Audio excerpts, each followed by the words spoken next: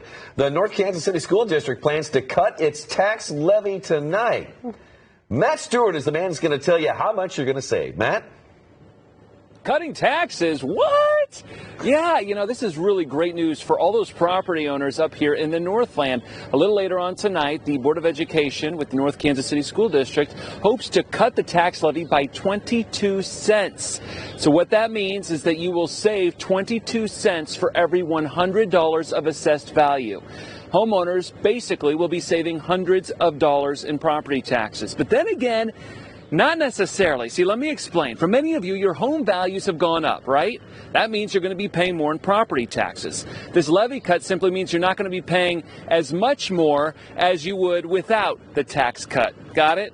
Okay, but here's the real kicker. North Kansas City school officials say that there has been $35 million in new business construction in the Northland this past year, but only $1 million of that new construction is being taxed due to incentives that these companies get from the city. Now, if all these businesses all paid their fair share in property taxes, the school district could cut the tax levy even more, saving homeowners even more money. That really shifts the burden from the commercial owners to our residential community to support local education. That's got to be frustrating. It certainly is frustrating, and we try to provide the input and share the numbers the best we can, but at times we're fighting a pretty tough battle.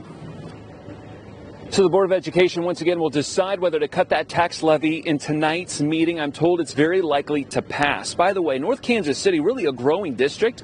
They've added thousands of kids. They've built 6 new buildings, and they've hired a lot of teachers over the past decade. So it does seem odd that they want less tax money. We're going to actually explain their reasoning behind all of this coming up in our next hour.